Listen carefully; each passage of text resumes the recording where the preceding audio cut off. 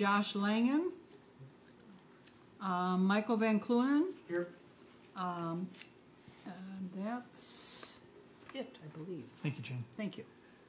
All right, so we're going to open up the public hearing here at 6:32. This is a public hearing with the Lisbon Plan Commission, Thursday, March 12th, 2020, at the Lisbon Town Hall, West 234 North 8676 Woodside Road, Lisbon, Wisconsin 53089.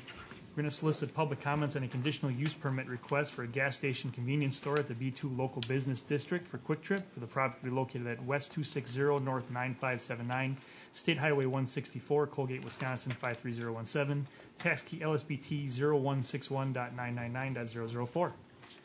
Whoever would like to speak, whoever would like to go first? I'll set the pace. And as is typical, I was kind enough to bring you copies. You've rearranged the furniture. A little bit. You can just come around the side here if you want.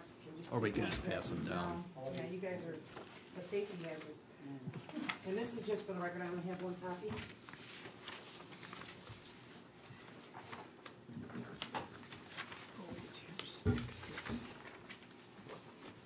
Hi, I'm Teresa Nelson, N95 W25850 Riverview Drive. I live across the street from the proposed development. It's my understanding that the final conditional use permit granted to Wexford in 2016, the one that included the car wash, has expired, and that this proceeding starts a new process. I've read the materials in the application and the packet in your agenda. You know which property that is. I'm starting a little bit out of order because I have extra time. The letter from your planning consultant, and I'm going to say this wrong, probably Verbiker? Yes. Say it again. Veerbaker. Indicates that this is regarding Quick Trip Wexford Heights. I spoke with Jeff Osgood at Quick Trip, who completed the application, and I asked him if he was partnering with Wexford or maybe renting the property from them, and he said no, that Wexford is only the seller of the property and that Quick Trip will not purchase it if it's not allowed to have the cup it has requested. During the Wexford process back in 2015, I was told that substantive evidence needs to be provided to the Plan Commission. I hope, first of all, I'll say that I hope as representatives of the citizens of the town of Lisbon that you will consider firsthand accounts and concerns of those who live in the area, even if not speaking as an expert. For example, I'm a safety expert, but I don't know how to run a gas station. That should not diminish my comments. We have not been allowed to do any research, let alone hire our own experts to address the Quick Trip proposed development because key data has still not been provided by Quick Trip.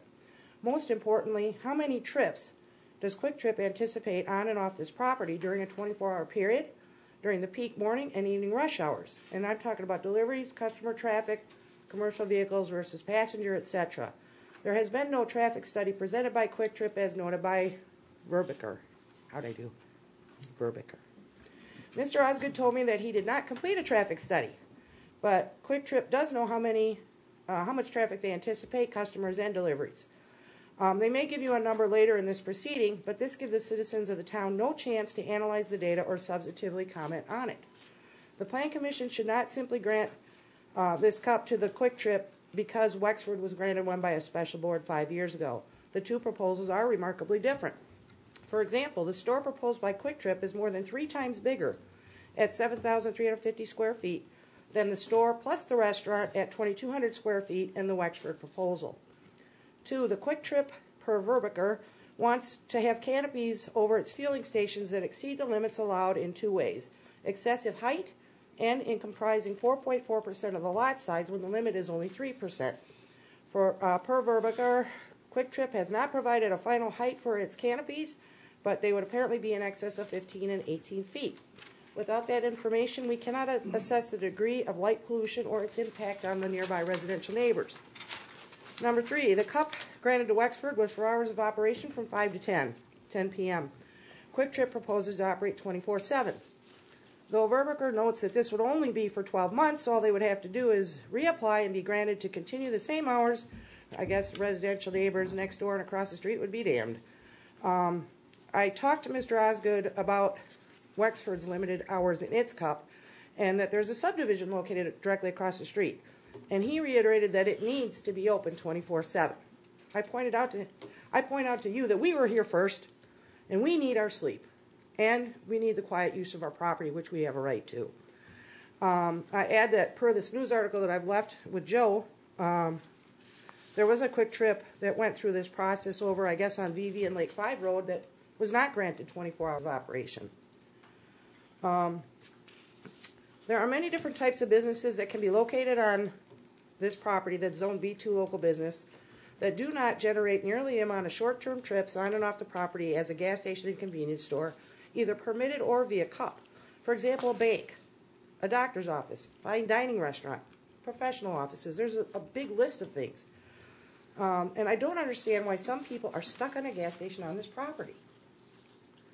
I'm going to skip around here, guys. Mr. Osgood told me that the WISDOT told him that it wants him to site his driveway on 164 to be located further south away from the roundabout, but he told me he has moved it as far as he can in his plan because Wexford does not own the property where the State Department of Transportation wants that driveway to be.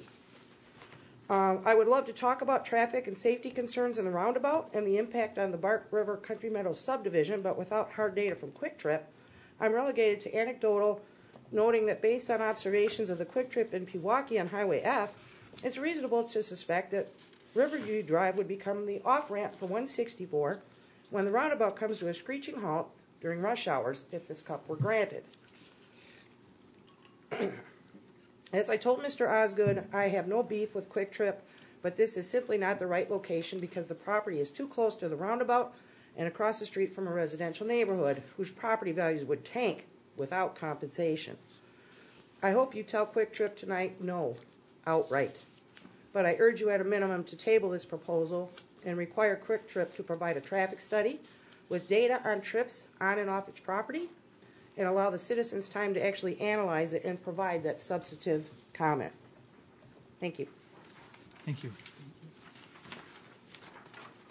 Who else would like to go?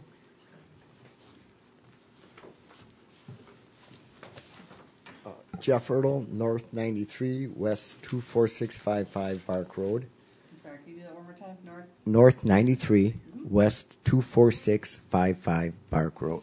Thank you. Since this the first development we've had here, my concern is kind of been always the same. It's related to the traffic, the safety, and in front of the station. I own the mobile station across the street. I'd like to, if I can maybe come a little closer and just, you may have seen this, but they did not have a map in the packet, so I'm using the old map from the original proposal. Okay. If I can just, can I come up there? Is that all right or no? I got to come around the side because you can't come up front. It'll take me 2 minutes and I'll go back. But I think this is important to get my point across. There he goes. This is not their proposal, obviously. This is the old one. My main concern here is, and it always has been, is the traffic coming out on cue with this entrance with the twiddle here. The concern I have is this on 164. The entrance is a 65 wheelbase entrance. That's what the state requires here. And I brought these just to give you an indication. This is less than a 65. That's required to go in there. That's the entrance on 164. This is what roughly the size, and larger. So that has to come out here, and if you look how this is set up, you got these people coming east have a right to also sit in here to go in my entrance. They have a right to sit in here. You've got a small area for that size vehicle to sit inside this twiddle to get in his development. Now this is not obviously his, right. but that's what we're working with. And if you look, I'm right off the roundabout, and this is a double lane. It goes to a single lane at 45 miles an hour at my first entrance. That's pretty pretty tough to do. And if you look at this, and again, with this, allowing this 65 wheelbase entry, now I want to go back, let me grab, and I can. Just put the, Jeff, just put the mic over on this table here, just so you don't step over it. Progress. So, now you Jeff, see that mic, how sorry. difficult that is, that entry is with that twiddle. Now, if you look, I'm gonna, there's two remarks I want to get across here. And you may have heard these before. This is in the Washington County Highway Department. This is dated December 16, 2014. And I'm just going to read one more. I got a copy. You can all have one. It says, prior to this meeting, Scott Schmidt and I performed a field review as well. Given the free-flowing nature of a roundabout, our biggest concern was westbound vehicles exiting the roundabout, looking to turn south into the proposed development, backing up traffic into the roundabout. This was a concern of theirs way back, backing up traffic. I mean, do you want to copy this? Yeah. All right. There's a few here. We can get those out. And then I won't spend a lot of time on it, but this is from Traffic Engineering Services. This is dated October 8th, 2015. I paid an engineer to look over this development. The report's very thick. I can't go. It'd take me forever to go through it. But just I'll give you the front page. And I don't know if you want to pass these down. Are these the same documents? No, as that? these are different. This is that's the engineer. This is the one I just read on the bottom. Now his concern, and I will skip some of this. I mean, if you want this entire document, I can get it to you. I don't have a copy of everything, but on the second paragraph, if you look at that, this engineer is talking about the twiddle at the 14 feet will accommodate cars, but may not work safely to accommodate trucks with the wheelbase of 65 feet entry design work. And that's exactly what I stated there. And this is not me. This is an engineer. It's going to be very difficult, especially if I showed you those entries. You could have two cars sitting there going into my station, and that semi's got to get in between the two of them and sit in the middle of that twiddle to get into this new development. So then I looked at the packet I got from the town here, and it's the this is the site turning movement. It's the map SP 1.0, and it gives three. I don't know if you guys have that there. Yeah, You do. we have it. Okay, so it gives three traffic movement patterns in this. And you know, I just want to go back one thing. When we started this original proposal, and some of you were on the board, some of you weren't, but I know you were, Jay. But my big concern has always been this traffic and safety. This is going to be a problem. If you recall, we had issues with this, and then Scott he came up with a scenario that, of course, the car wash was in there. That because I was worried about the semis and the big tractors and so forth. And he talked about the radiuses, and it would be very difficult for them to move around in that to make those turns. So it would alleviate a lot of these bigger units coming in here. He also had the diesel underneath the gas with the gas canopies. That was all combined in one. And then there was actually a comment made by one of the board members here, and asked if he would consider the delivery trucks entering and exiting from 164 instead of going out Q to stop the bigger trucks going out to Highway Q. And he agreed to that. So there was a little movement in a good area, kind of. But so now I look at this. Look at if you look at the patterns on here, every one of them, if you go into the top left here, That's the store deliveries. They're entering and exiting on Highway Q. If you go to the top right, the fuel deliveries, entering and exiting on Highway Q. They show the pattern, how they're going around. The bottom one is the diesel customers, the trucks, semis, what have you, entering on 164, exiting on Q. Every single pattern, and look at the size of those semis we're talking about. Every single pattern on this exits on Q. The worst, probably the worst scenario you can have. We had an issue with that before, and we tried to alleviate that. This is 100% the opposite. Everything is funneled out on Q.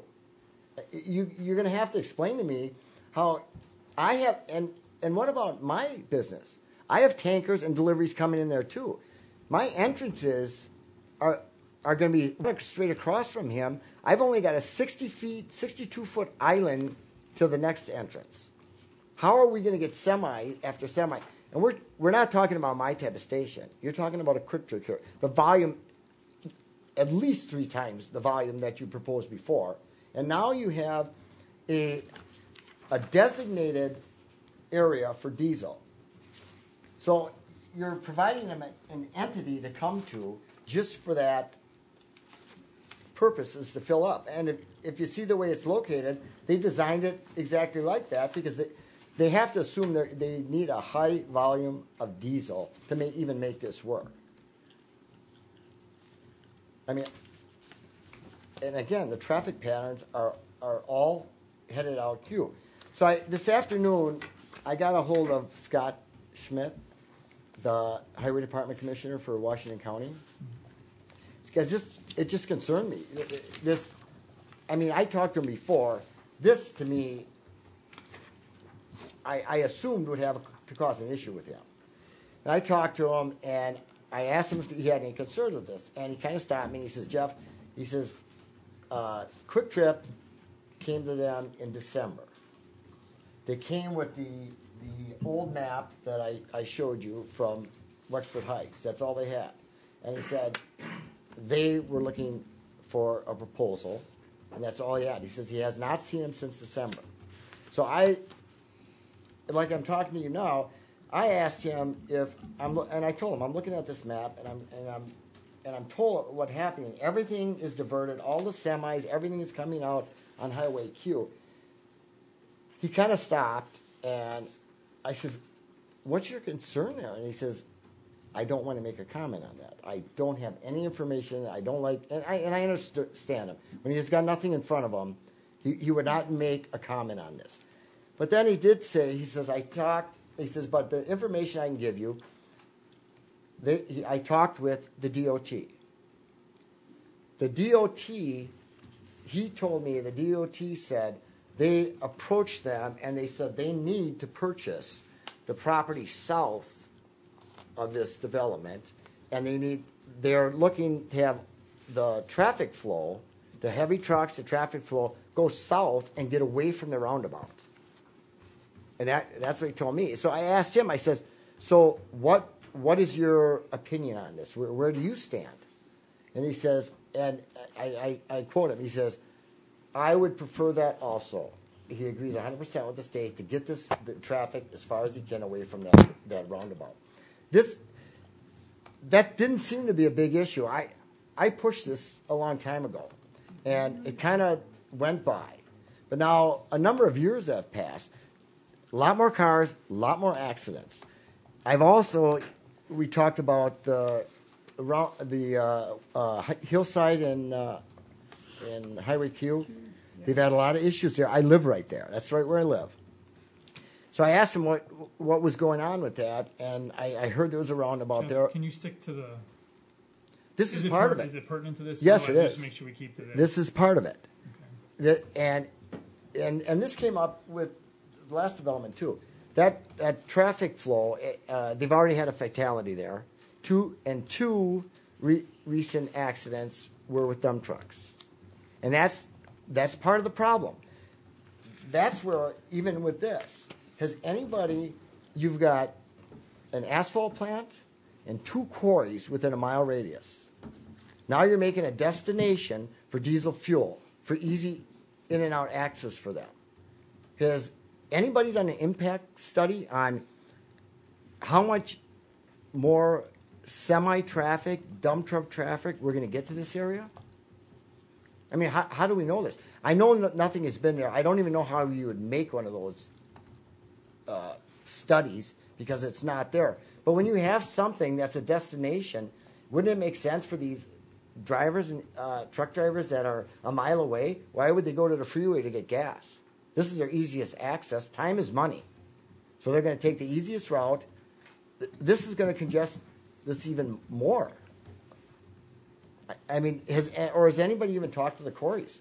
How many trucks go in and out these on a daily basis? A couple hundred? I mean, you're talking 3 of them. They're in and out all day long. And now they got a fueling station right down the street. That's my concern. I just think it's going to be a problem. Thank you. And just to be clear, this is not the town of Lisbon's proposal. We are here to listen to proposals. No, but I understand. But where am I going to get this? We're just hearing a across? lot of yous tonight, and we're not the ones proposing this. We're just it's like last time. We're here to listen to everybody and make decisions. I understand. We're the unfortunate souls sitting up here. No, Joe, I understand that, but So- but who do I? Right. No, I'm just saying when You have to get your point across. some of the to wording them. coming across is saying like we're bringing this forward. We are not. This No, is no, Quick Trip's proposal. it's Okay. not. It's not on you. Okay. Thank you. Thanks. Who'd like to go next? I guess I'm the unlucky soul.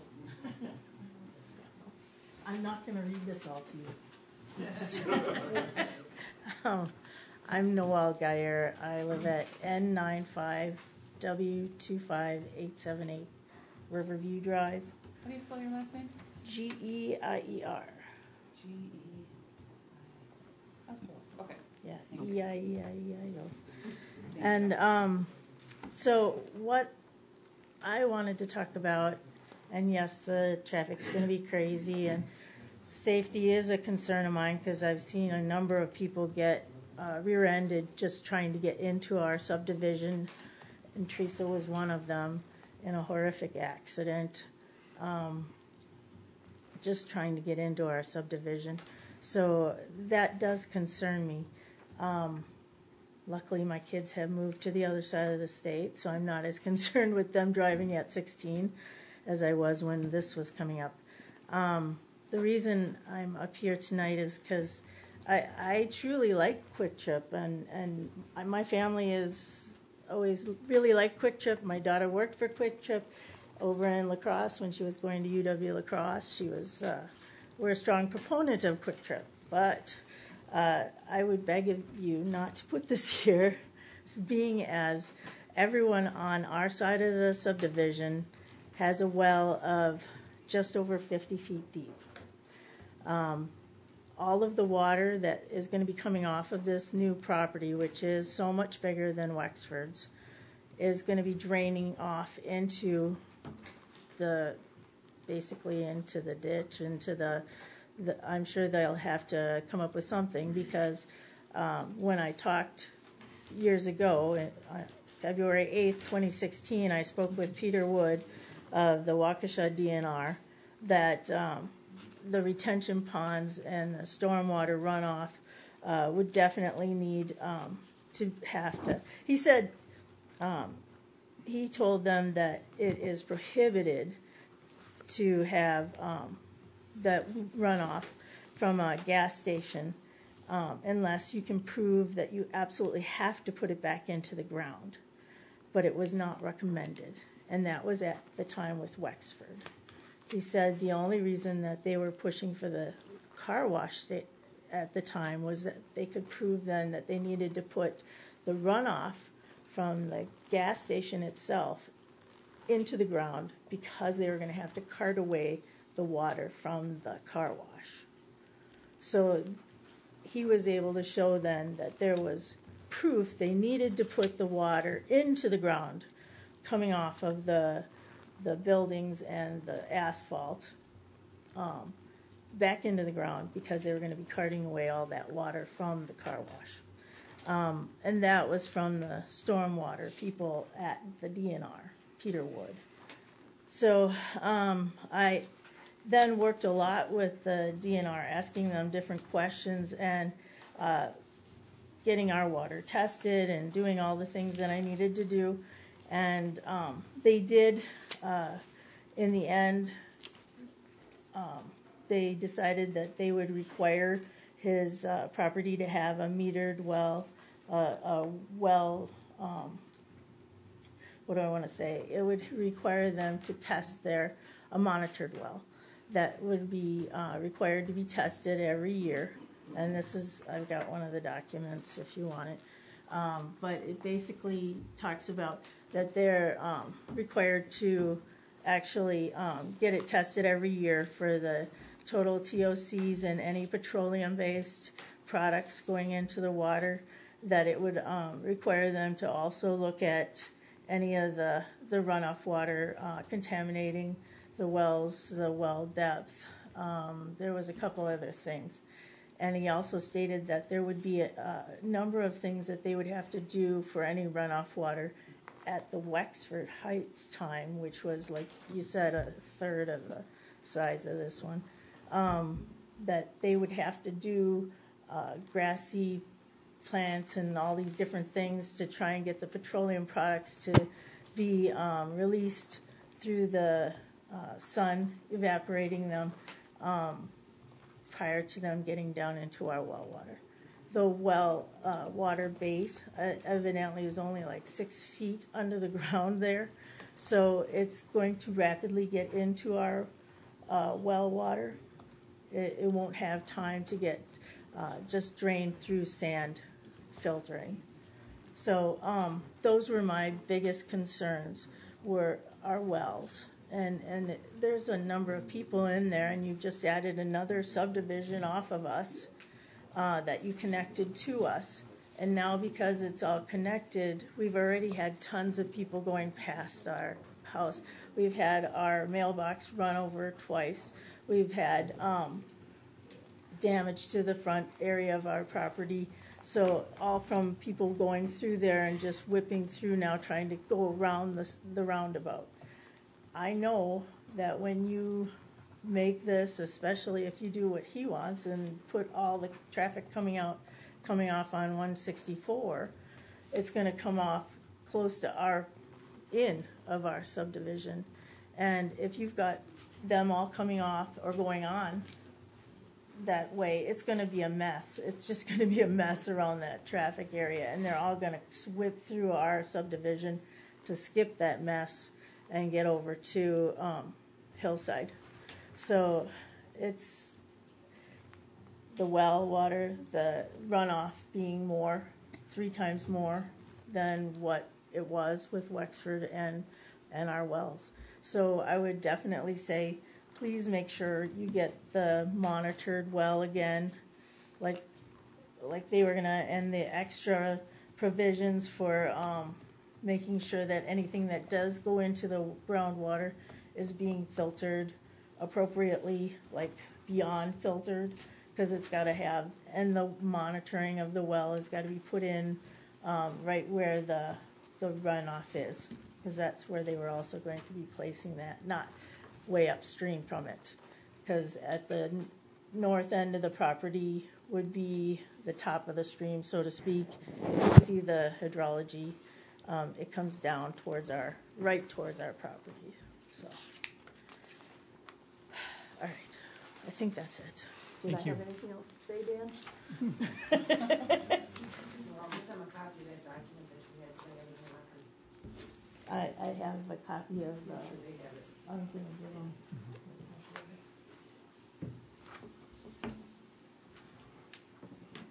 Thank you. Who else would like to go?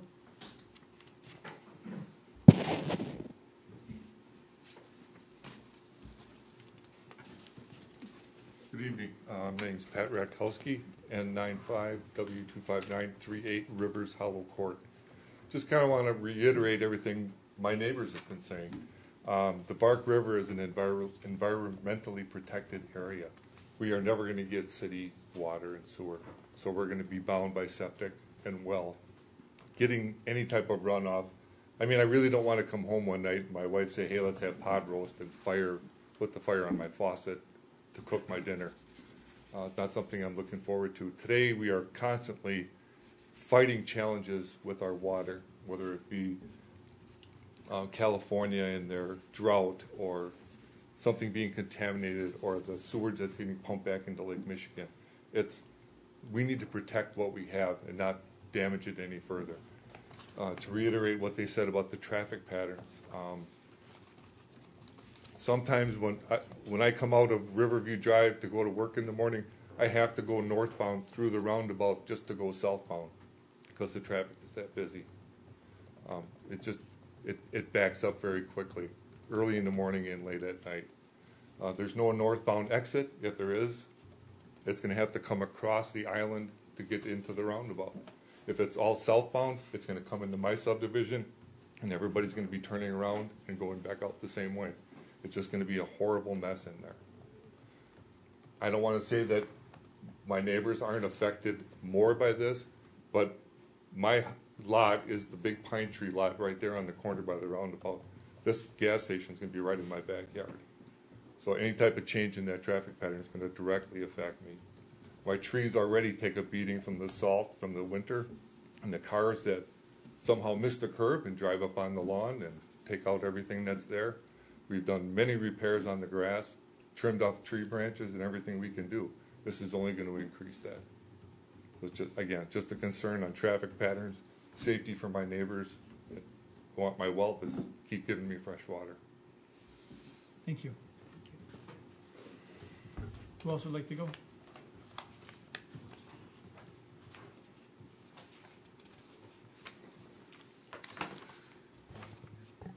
Hi, my name is Chris Magnano, M-A-G-N-A-N-O. I live at N95 W25929 Rivers Hollow Court. 2 houses over from Pat. I'm going to keep this short because a lot of what I have to say has already been said. Obviously, we're wading into something that has been discussed many years ago, and people obviously have a lot of emotional attachment to that. My wife, Marilyn, and I moved here in December 2015. I got a job with GE, and we came from Buffalo, New York. And so we were not part of the previous incident, so we don't have that emotional attachment to it, which I hope does not cloud the proceedings. So from my somewhat impartial perspective, I have 3 concerns with the current proposal. Most of which have already been stated here. Number 1 is, of course, health and safety. My wife and I are currently childless. We're hoping to change that at some point soon. And I would be very, very concerned if this were to impact our water. Getting pregnant and having an impacted water supply, that fills me with an irrational panic that I cannot think through. And that scares me. And I would just ask that there would be some sort of a DNR analysis about what the impact would be to our water supply. Because we, like was already said, we can't get our water anywhere else except from our wells. The second is traffic, which has also been highly talked about, both on the Highway Q as well as on the 164 side. It's one of those cases of damned if you do, damned if you don't. Whichever way you go, it's going to make things worse if the traffic is diverted more onto Q or 164. Already, I would ask for some sort of study to be done there now, because I know that I would be curious to know just how many accidents happen there based on current traffic patterns, even without the quick trip.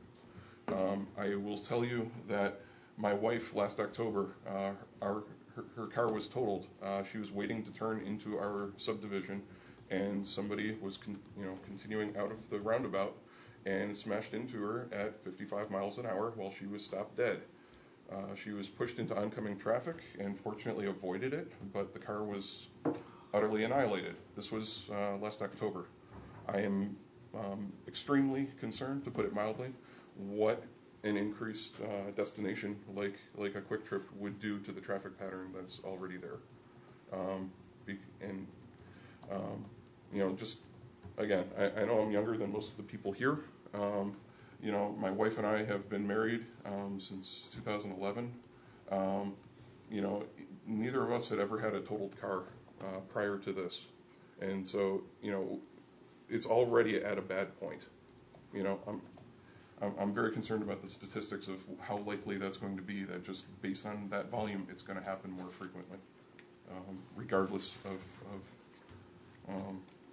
you know, what's done to try to mitigate it. I just don't see any way around it. And then third is, of course, my concern about property values, which is I could see those potentially going downhill because people will not, my house won't be worth as much as when I paid for it because people will see a Quick Trip in the backyard across the street. It's just a fact of life, and I know that, you know, I understand where Quick Trip is coming from, trying to have a profitable business that's going to be able to meet the needs of people, providing gas and convenience. But I also know that there's an impact that would be to me and my neighbors, and I don't know that there's any way to really compensate that, which is another concern.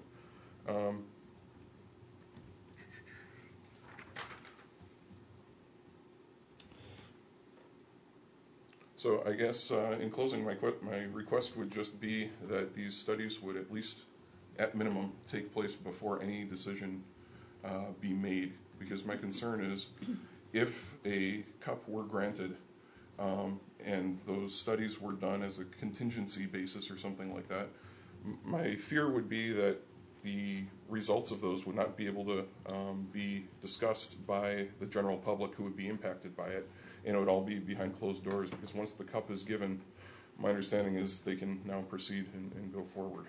And you know, I would just ask that all the data be brought to the attention of those who would be impacted prior to any decision being made.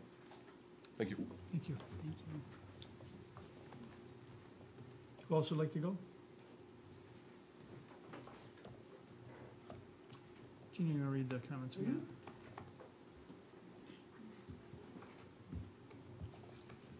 I had a few public comments emailed to me today. I have one from Ken Coyne at North 56 West 22164 Silver Spring Drive.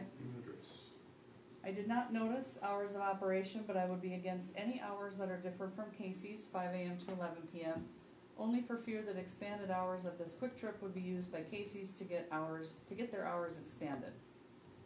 That was from Ken. I have one from Michael Watson at 4900 South Lake Road, Colgate.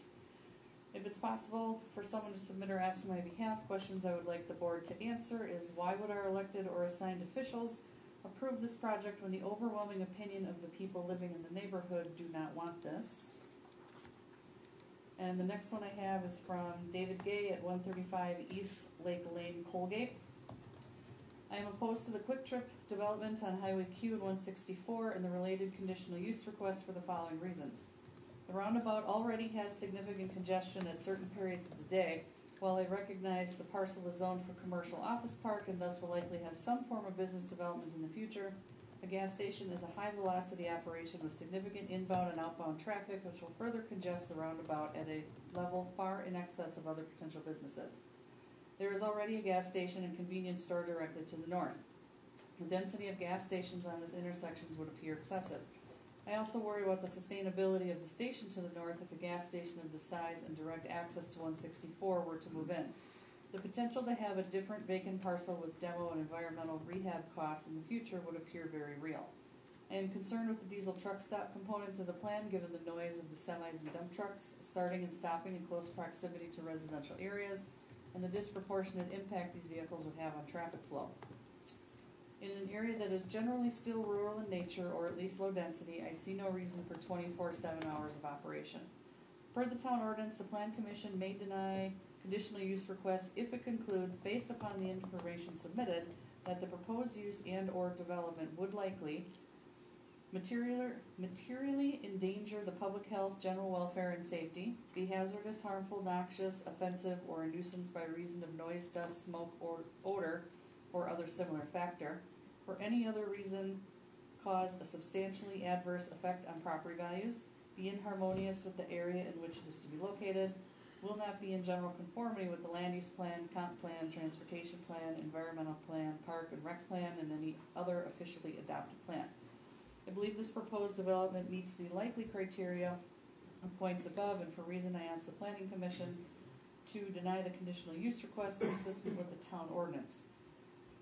Separately, I am aware of other residents who may not be able to attend tonight's hearing, and I'm also going to share your note to me on how they can similarly submit perspectives.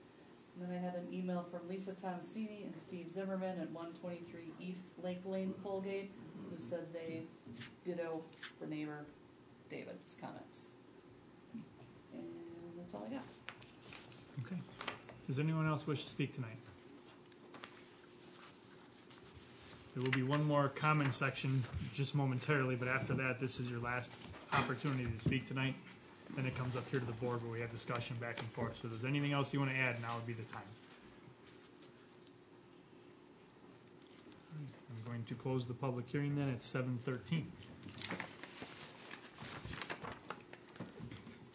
And we'll open up the Plan Commission meeting. We already did roll call. That brings us to the comments from citizens present pertaining to any item on the agenda. This will be the last opportunity to speak on anything from the public unless it is your agenda item tonight. Does anyone else wish to speak? Do I speak again on this one? Yeah. I'll do it again. Teresa Nelson, N95 W25850 Riverview Drive. Joe, Noel said something that really tricked my memory. And I think it's important to reiterate that a fueling station should not deposit their rainwater into our water table. And back in the Wexford proposal for their car wash, they said they needed to do that because of the massive amount of water that they were going to pull out of the water table to run the car wash. And because it would be contaminated hazardous wastewater, they'd have to truck it off site. So the only way they could replenish our drinking water was through their parking lot runoff. And I'd like you to think about that for a minute as you turn on your tap tonight, what it would be like to have petroleum runoff being what's coming out, because that's what we face. And even though these folks at Quick Trip, thank God, are not talking about doing a car wash, I really do appreciate that. It's further negates the need to put that runoff water into our water table, because that hazard doesn't go away with or without a car wash. That petroleum runoff in our water table is a serious concern. And again, I did not talk a lot about traffic. It is a huge issue, and I would ask that you guys require these folks to give us a study with the number of vehicles on and off that property that they anticipate, that they already know the number, but we don't, and give us time to comment on that and analyze that. Thank you. Does anyone else wish to speak on the citizens' comments portion? All right. Item 3 is discussion and necessary action on the February 13th, 2020 Plan Commission public hearing and meeting minutes. We have the minutes in front of us. Does anyone have any comments or questions, or is there a motion on the minutes? So move that the minutes be approved, Mr. Chairman. Moved by Nelson. Is there a second? I'll second it. Seconded by Becky. And any other discussion on the minutes? Hearing none, all those in favor say aye. Aye. Aye. Opposed? Motion carries 5-0. All right, and we have no unfinished business, which brings us to A, discussion and necessary action on the request for Stark Pavement Corporation for the property located at North 51 West 23995 Lisbon Road, tax key LSBT 0280.992, to allow a temporary plan of operation to allow night operations. Thank you for the introduction. I'll continue with that introduction. What you see is this pavement corporation wanting to expand their hours through a highway construction season. And in their cover letter, the main point they make is that more and more WSDOT, Wisconsin DOT, is requiring work to be done in off-peak hours. So they're kind of put in this situation to begin with, have a contract to do work on Interstate Highway 94. They're going to have to do a lot of it at night. They received a similar approval for temporary last year, where they are also doing some work for DOT. They've successfully done so in the past. It's something they know how to do. We've seen this numerous times before in the past, to be honest. It's almost routine to be.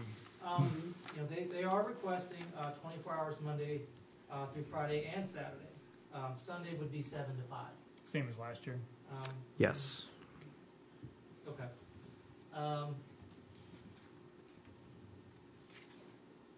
We've got a termination date of November 30th, or if they complete the Interstate 94 work, whichever comes first. There's some other conditions here. Truck hauling into and out of the site will be routed forward as much as possible. Eliminate potential noise from backup alarms. Loaders feeding the plant equipped with low-frequency backup alarms utilizes squawking instead of that high-frequency pitch sound. Trucks not allowed to bang the tailgates. Nighttime truck routes utilize state and county roads only. Truck drivers calling from the facility being instructed to follow all highway safety rules, including the use of engine braking, which will be prohibited at night. Truck drivers are reminded that this facility at night is a privilege and will be told that they have to follow the rules. There will be radio contact maintained. Truckers not abide by the rules will be removed from the job. There will not be any processing, crushing, or washing or aggregates at night. No jack rake usage, and of course, standard. Make sure there's no objection for Waukesha County reviewing agencies, including Waukesha County Environmental Health and any other applicable agencies. So we've talked through the conditions, and they're in agreement that they can meet those conditions. Any questions? Staff does recommend approval. All right. Any questions from the board? Josh or maybe the attorney, they've successfully done this 4 or 5 years now, as the DOT's been requiring more and more of this work to be off-peak hours. We've yet to have any complaints that I'm aware of out of this. Is there some way that we can either amend the plan of operation or do something? I don't want to lose the town's ability to act quickly if we would get a complaint about this overnight work, but I just think it seems kind of foolish to put them through this activity of coming here and asking us if they can do what they did last year and the year before and the year before and the year before. I don't think the DOT's ever going to go, oh, we're done with that now, let's go and do our work during rush hour. I don't see that happening. No. So this will happen every year. Do change, and I'll let the applicant and the attorney comment as they want, but they had, at one point, they had a primary facility that was doing some work in Milwaukee, and this was a backup facility.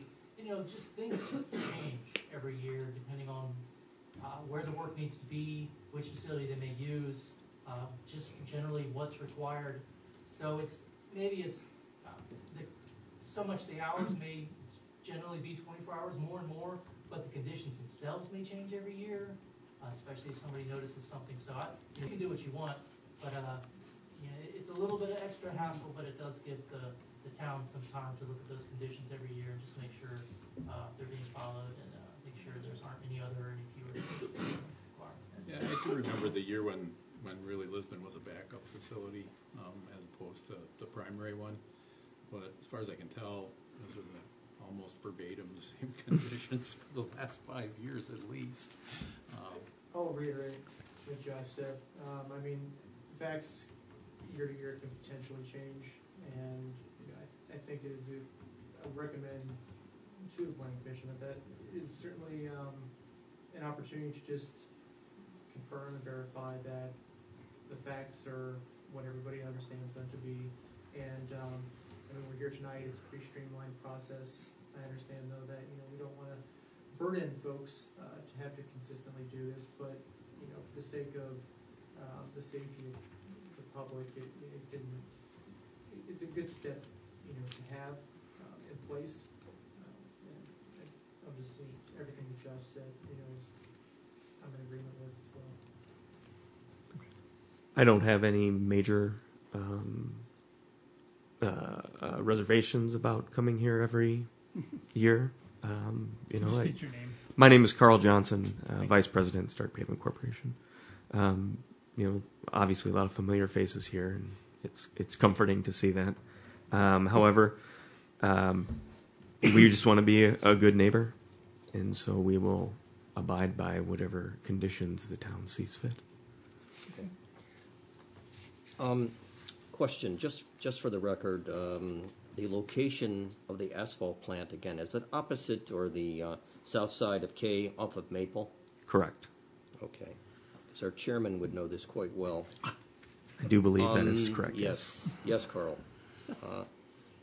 I would just reiterate, obviously the backup noise from trucks is obnoxious, but there's a reason that we require those sounds. Realistically, Mr. Chairman, if you have no total objections, I have no objections, I don't because even it's hear in 'em your at night. backyard. Yeah, I literally don't even hear them at night. Okay. Suppose if I'm outside, I can hear them. You know, every once in a while you get a trucker that decides to get a little obnoxious with his Jake brake, but you guys have handled that in the past, so. Yeah. But yeah, I got no complaints at all. All right. You kind of forget they're even doing it, to be honest. That's our goal. And I'm sorry again, this is for this coming fall? This coming summer, This coming summer. there is Yeah, a project currently out for bid by the DOT to resurface I-94 from Highway 83 west to the West County line. And right now, this asphalt plant would be the most logistically advantageous for us to utilize, as opposed to a Milwaukee plant that's further east. It has, very clean access to the freeway from this plant. Sure, because the trucks are just going to obviously go down F. Go down K and then yeah, F K and then and get on F 94. and then Right. head south. But in order to be competitive on this bid, having approval from the town to operate this facility at night would make a big difference for us. No, I understand obviously night construction is becoming more and more of obvious construction. We're not going to get away from that, No. especially with highway congestion. I don't think so either. All right.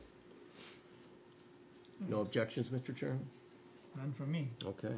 No further. Anything else from the Plan Commission? Nope.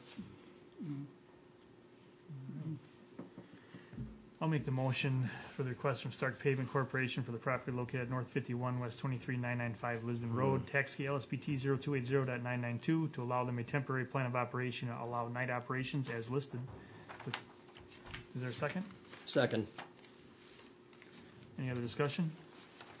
Do we have to put in Verbicher's comments? Verbicher's comments? I would amend my motion to include them. A second okay with that? Yes. All right. Any other comments? All in favor? Aye. Opposed? Motion carries 5-0. Thank you. Thank you. Item B, discussion and necessary action on the request from Quick Trip for the property owned by Wexford Heights LLC, property located at West 260 North 9579, State Highway 164, Colgate, Wisconsin 53017, tax key LSBT 0161.999.004, for a conditional use permit for a gas station convenience store in the B2 local business district, and recommendation of the town board of the same. How you doing? Good, how are you? Real good, real good. Thank you, Mr. Chairman. So what we are looking at is a CUP application associated site plan of operation for a gas station associated convenience store. We're looking at a 7,350 square foot single story building, 4,800 feet worth of gasoline canopy, 1,200 square foot diesel canopy. They're providing 31 stalls, the appropriate ADA, loading zones, loading area for large trucks, outdoor storage of some ice, some firewood, softeners. Business will be served by septic and well. Some outdoor seating, 8 spots will be provided. 28 to 35 full-time employees. Yes, they are requesting operations running 7 days a week, 24 hours a day. They do have a desire to sell liquor, beer, wine, and food. That's all closed container, no open service, and obviously they'll have to get the appropriate permits to do that.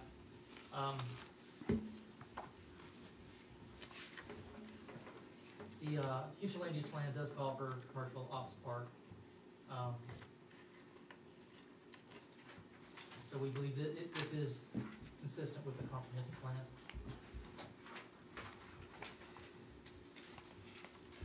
I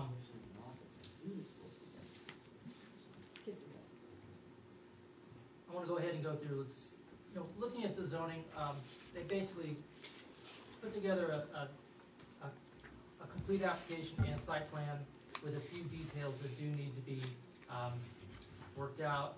Some things I got to point out. Our code is extremely high parking standards, unreasonably so. I'm not sure where they came from. They would be required to put in 221 parking spots. I don't feel that's reasonable, and that's just doing the math right out of the code. Therefore, we feel that the parking they have is adequate.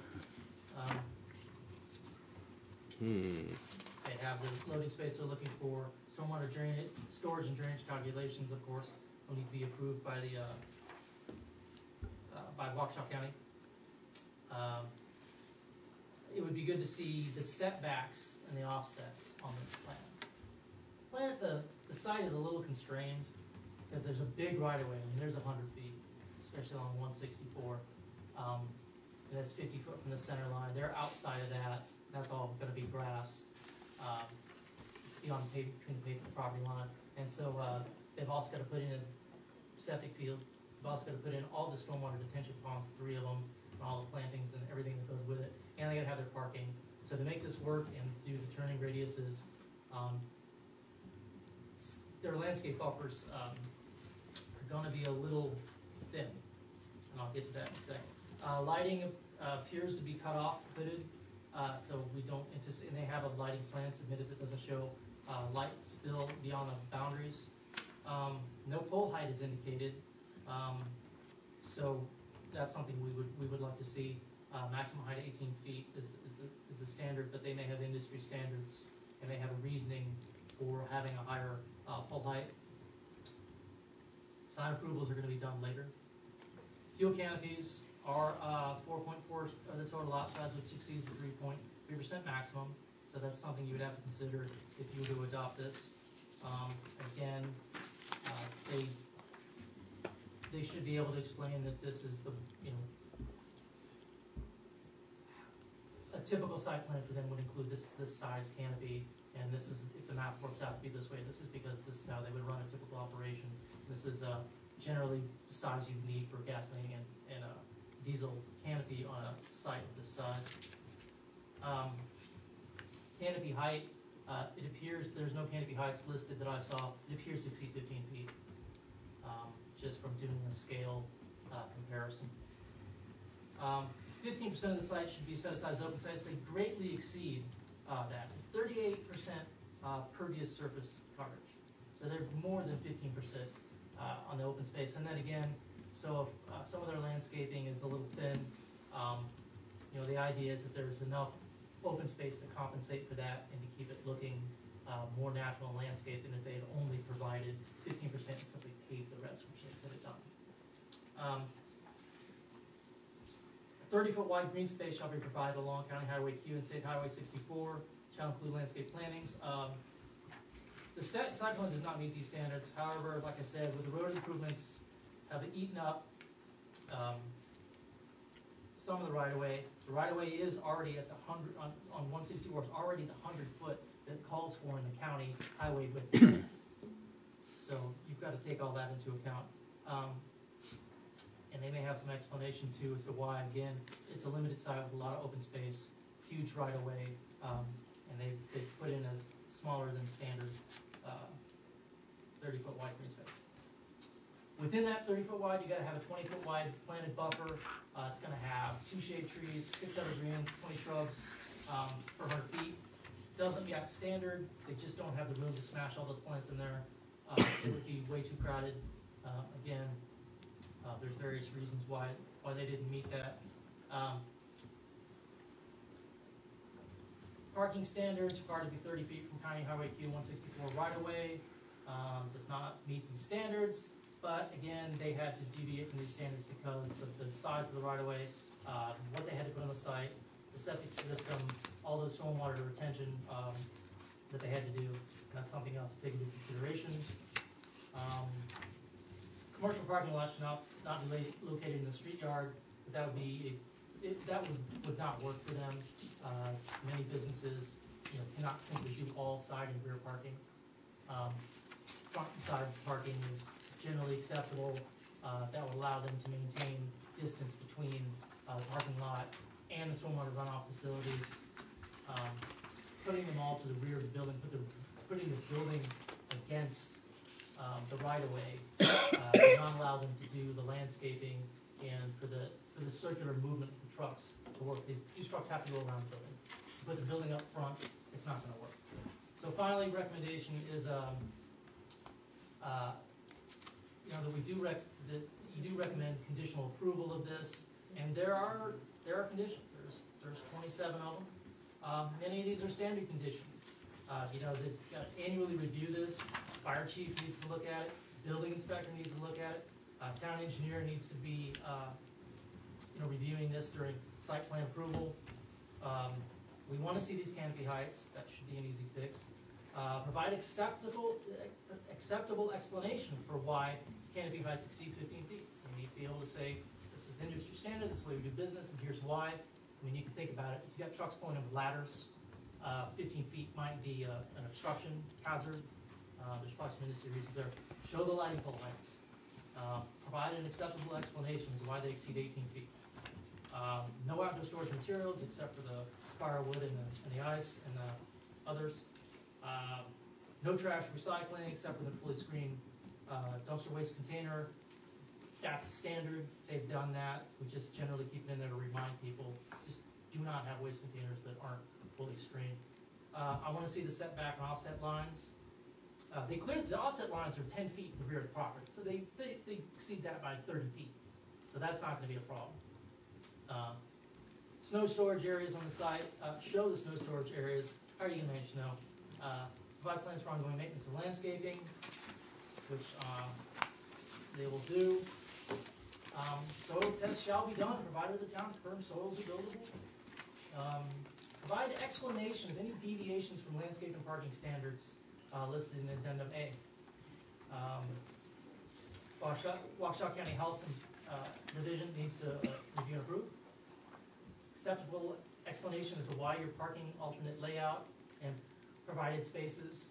Why do you not have the 217 odd spaces that are required? An explanation would be good. I mean, I've given you an explanation, but either that's good enough or you want one from them, basically, because that's an absurd amount, unreasonable amount of parking spaces. Up-to-date site plan must be on file at all times.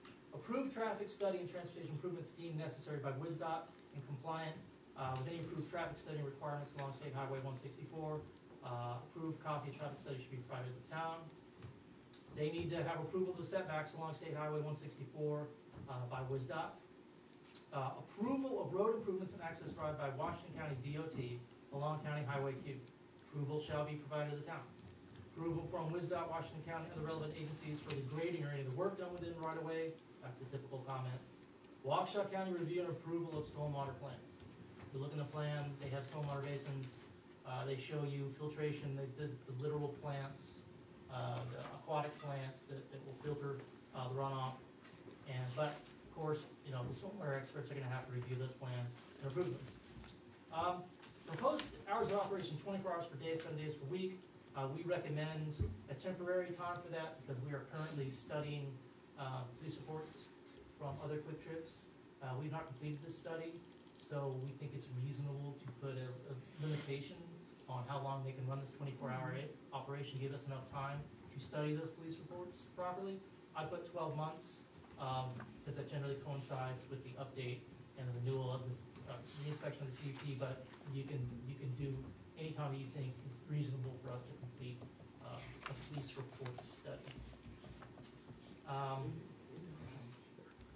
This 25 talks about basically you need to adhere to the specifications listed in the plan and these conditions. 26, reserve the right to review any conditions as part of conditional use. If there comes a problem, you can modify or change these conditions. Again, county approval of final stormwater management agreement. It's a little separate from the plans. You have an agreement, you have plans. They both have to be run through the county. Everybody has to be in agreement. So those are the list of conditions that I would recommend you adopt if you were to approve this plan. Okay. You want to respond to any of those? Sure. Just for the record, Troy Melezova, 1626 Oak Street, La Crosse, Wisconsin, real estate manager with Quick Trip. Thanks for the time this evening. Maybe just to respond to a couple of the comments that were brought out during the public comment period to kind of give everybody a little bit more information. I know from our standpoint it's maybe a little bit a different situation where we're coming to the meeting, and I think the neighborhood's kind of finding out a little bit about it, either through notice or whatnot. But as far as information, a lot of the comments that were expressed concerns, Quick Trip would have those same concerns because we're looking to make a quality investment in the community, quality investment in the area, and run a quality operation. So a couple of the things I noted hearing about was traffic. Obviously, right now we're going through a process with the DOT and the county as well for review of the driveways. So there's one driveway on Washington County's jurisdiction and one that would be DOT's jurisdiction. DOT has asked for a traffic study to review that and look at those counts, and we're in alignment the same way. Obviously, we want our customers and folks visiting the store to be safe and feel safe, so that's important to us as well. And as that process goes forward with the county on their driveway location and with the DOT, whatever the requirements would be there, we'd have to work to make sure that those not only safe for us and our customers, but also obviously the traveling public in those corridors as well. So we're aligned in that regard.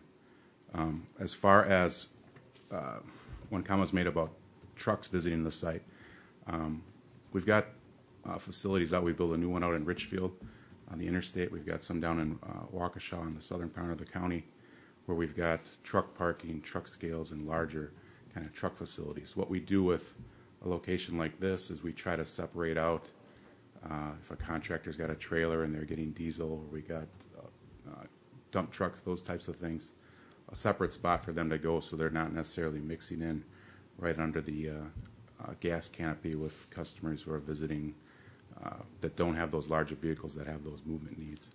So we see this site as, yeah, there would be, dump trucks from the quarries, things like that, but it's not a full-service truck facility where you'd have the full-fledged Highway 18-wheelers coming in night and day. So they design it and they show movements so that a bigger vehicle can get through the site and make it safely through. So we do design for that, but our kind of business model that we see for this site isn't a truck stop highway type location with big rigs day and night through the facility. Stormwater obviously kind of relates back to the water and the questions. I don't know the previous proposal in detail, but there was a proposal for a car wash. But we'd agree 100% this isn't the site for a car wash. We'd have a well on the property as well, so quality of water is absolutely critical to us as well for our service. Our coffee, beverages, all our food preparation will be done with water, so that we'd be in alignment with the neighbors as well in terms of having that be very important to us as well. Tying back to that, stormwater, the site itself, again, I don't know all the details of the previous proposal, but the whole site would have curb and gutter throughout the site, so a full modern stormwater design system. Within that, there's actually Quick Trip puts in facilities to in the catch basins to catch any type of runoff through the site so that it's separated out before it even gets anywhere to the stormwater basin. So those are designed into the site. And then obviously there's water quality management, best management practices, if you will, BMPs, that our engineers always look at and design into the site. And then one thing you look to do is if you can separate out the rainwater on the buildings and the roofs of the canopies that aren't, so they're not running through the parking lot. So we take care of that, take that step to make sure that water is separated out and run at a different system than the stormwater from the parking lot, if you will. So those are some items to just kind of note that I think Quick Trip would have alignment with some of those concerns as well. And then just health and safety. Obviously, if you're making an investment in the community, an investment in workforce and folks working at this facility, we want it to be safe. We want it to be well run. And we put our reputation up for running a clean, well-run business up against any other retailers out in the market today. We're from Wisconsin. We're not from outer space. We own our sites. So if there's an issue in the future, if there's something that needs to be addressed, we'll be there. We'll be accountable and willing to work and be a part of the community, as opposed to someone develops a property and they sell it to somebody from California or a different state and you don't know who to call. You'll know who to call at Quick Trip. So kind of getting back into some of the comments from the planning report, The canopies themselves, there's a minimum height of about 15 feet, and the top end height on the canopy is about 19 feet. So the canopy itself is roughly about a 4-foot structure. So the bottom of the structure is right around 15, and then the top of the structure is right around 19 feet. As far as circulation and landscaping and planting, I think planning staff mentioned that there is a very substantial green space and right-of-way.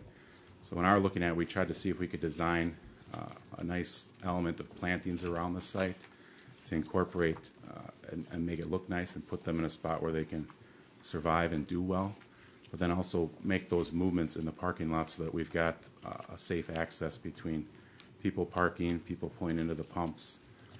We've got a ADA accessible front door to the store so folks can pull up.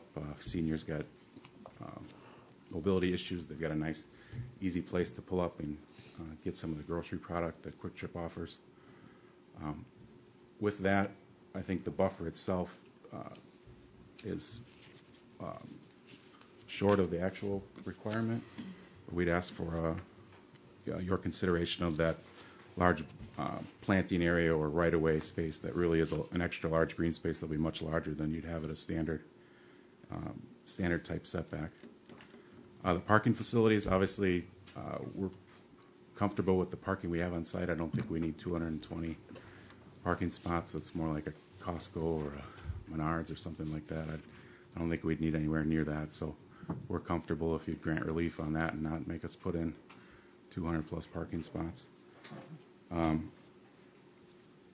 As far as other items in the report, a lot of our stores, a vast majority of our stores are 24/7. And I know we've got another store in the community that we've agreed to limit the hours from, I believe it's 5 a.m. to 11 p.m.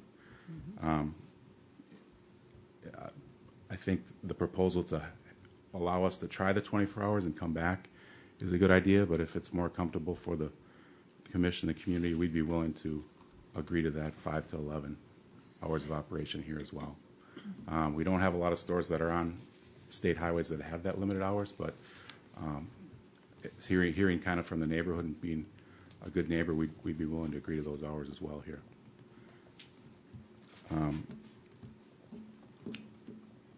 think that's kind of the highlights I had as far as points to point out in the memo report.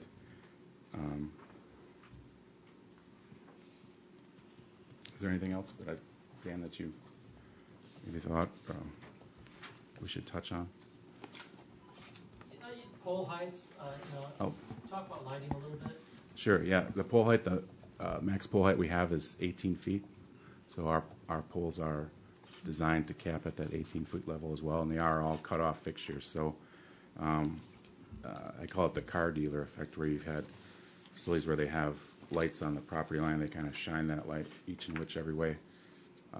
All the lighting on this site would be cut-off fixtures, so they're designed to cast that light down on the property. And around the perimeter of the property, there's actually a measurement to make sure that light is not leaving the property. I think it's a half-foot candle or some technical measurement, but in essence what it means is put the light poles in the fixture so they design the light to shine where folks are using it and not just broadcasting it.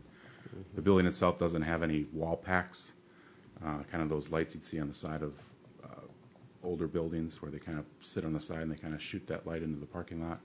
This building has all can lights in the overhangs. So those are all designed to shine down on the sidewalks. There's a little bit of uplighting in the gable element above the front door, but overall the lighting plan is a top-notch program with quality fixtures and a design that's meant to shine the light where it's needed.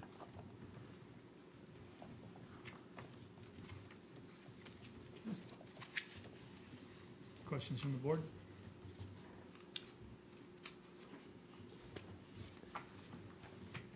Your first name again, sir? Troy. Troy. And Josh? Joshua? Josh. Josh. Good evening. Thorough job as usual. Questions I had initially upon looking at the proposal were on hours. That has been addressed. Thank you. Traffic congestion. our planner addressed that issue. And water concerns, i.e. runoff, the water that comes off the roof of the structure, you mentioned that's separated from the water that's obviously going to come off the parking lot, because the water coming off a parking lot is going to be dirtier, and I'm sure there's fluids, there's oils, whatever. How do you get your water off the roof? Do you just basically put it in a different settlement pond? It's generally piped separately, so that Okay. that water is treated differently and separated. So with the, again, I'm not the stormwater engineer, but the design idea is that you want to take the water that's cleaner roof water, if you will, and not mix it in and run it across the parking lot to pick up sediment and debris and things like that. It kind of defeats the purpose. Correct. So what we've done, and kind of they call it a best management practice, if you can separate that water out, that way you're not mixing in with the other water that might have more of those challenges to it, then you can treat it more efficiently. And I know it would require a very scientific description, but I'm assuming the plant or the ecology that's in the other drainage basins to filter out the pollutants that are coming off the parking lot have been studied and verified Correct. by said engineers. Yeah, my understanding is that there's a certain, they call them bioretention plantings. So they're a plant that's designed to go in and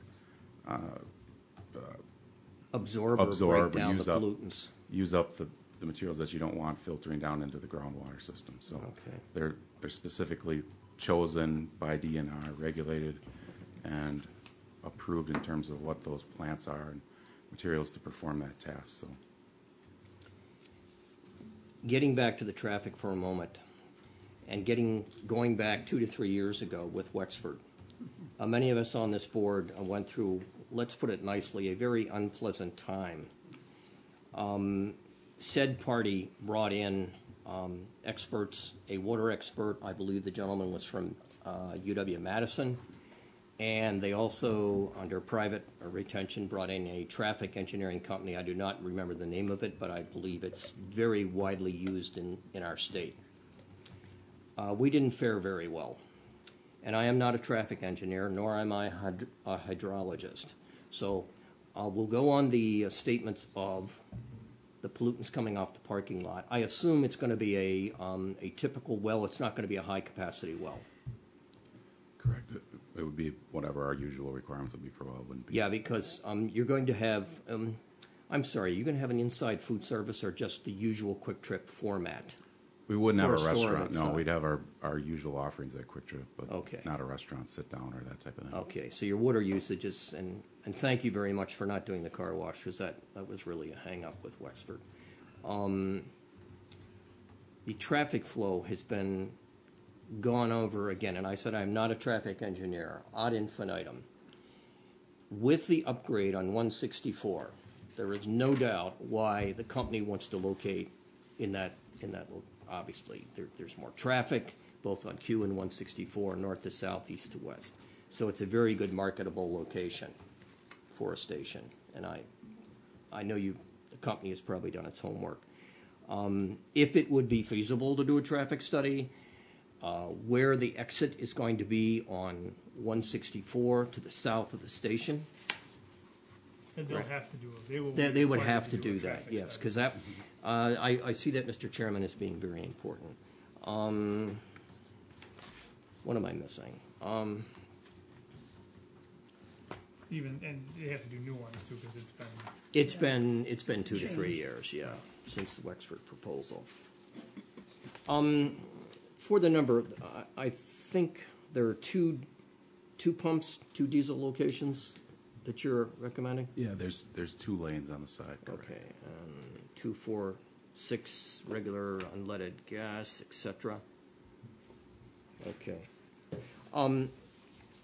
The explanations on the height of the canopy, I think, were very satisfying. From my standpoint, just to keep the board knowing I'm still here, I like the color. I'm about colors, yes. Just a quick question: is this is it a brick facade or is it real brick?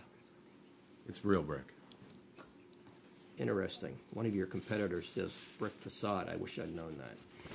Anyway, no further questions at this moment.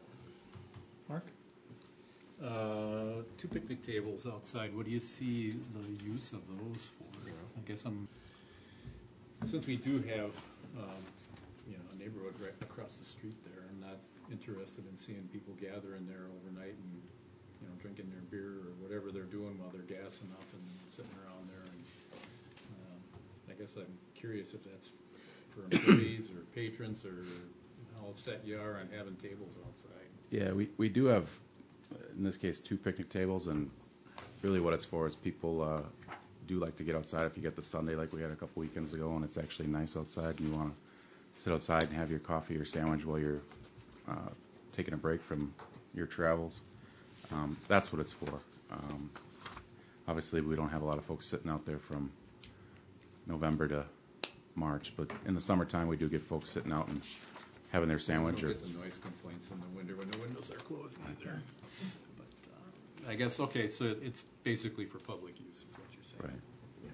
We haven't had a lot of issues with, obviously, we're staffing our store, and if there are issues, it's right by the front door, so we'd see about it. It's not tucked in a back corner somewhere. Where you have it, it's pretty visible from most of the traffic lanes as well, so I'm not anticipating it's a problem. But it's the one thing that I saw with your, the 5 to 11 hours, I think, are probably the only thing I'm comfortable with right now.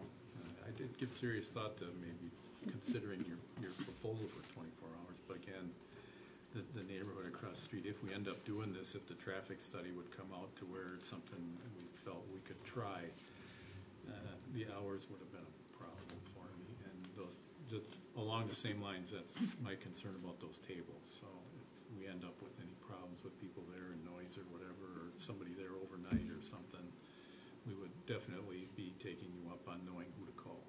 Sure. No, that's fair. Just real quick on the hours, you'd be looking for the same hours as the other. It would be 5 to 11 operating, but 4 closed. Employees arrive at 4, store opens at 5, correct? Yes. And then at 11 o'clock the store shuts down, but midnight would when the employees would have to be out.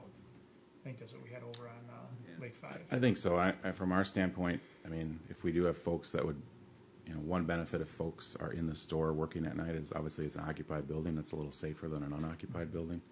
If anybody, can be there, we've got a lot of stocking and stuff to do at night. So if employees could be there at night, that wouldn't hurt our feelings any. I guess one thought maybe to your point of preventing if someone's out there in the middle of the night, you don't want them out there if we'd have folks, and not saying that we absolutely would have to have 10 folks there, but if we could be allowed to have someone there, that isn't necessarily a bad thing. Yeah. Well, this is a concern. We had this discussion with another operative, and that's why we're trying for consistency on the issue.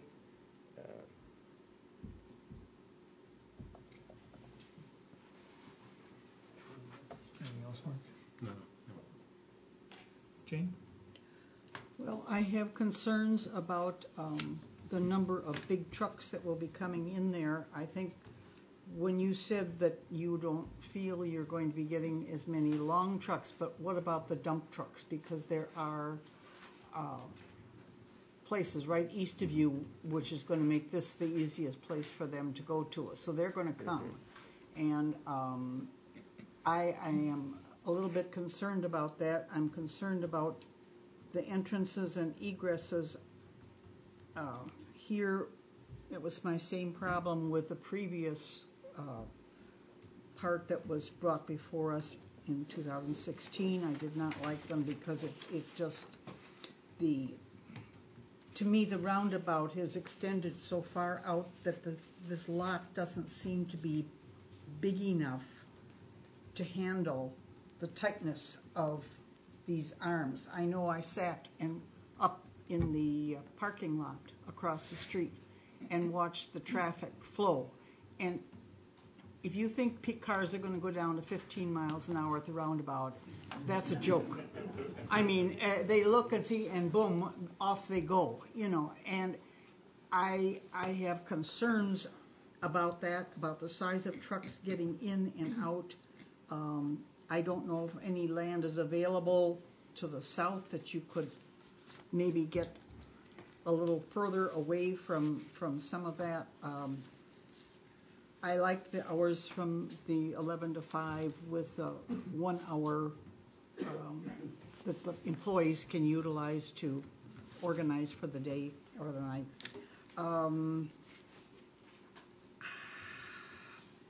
I think that some of the studies, you know, that we would like, I'd like to know about the traffic study. I would like to know now, before we decide on something like this, what some of these studies are going to read. Because we don't have any answers right now. All we're doing is guessing. And you're saying, well, maybe. But I'd like to know how many or what is laid out here. Because the traffic on that road has gotten horrendous. And that's just the way people are.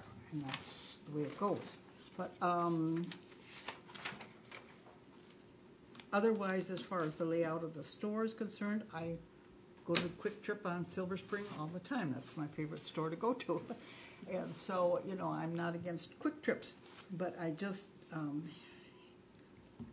I like the flow of the drives better than the last plan, but I'm still very concerned about it because they're just, they run into these lanes on the roundabout, and that's a problem. I have a question, and that's why I'd like to see a study telling us one thing or another. And that's my comments. Okay. Becky? My main concerns were, like the rest of the Plan Commission, was with the hours, and you've addressed that. I'm also concerned about the water, but it seems like that you've dealt with this kind of thing before.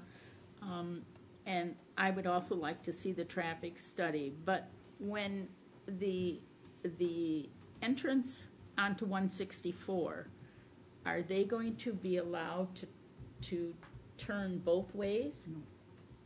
No. Left and, or they're just going to go south? South. Right in, right out. Okay.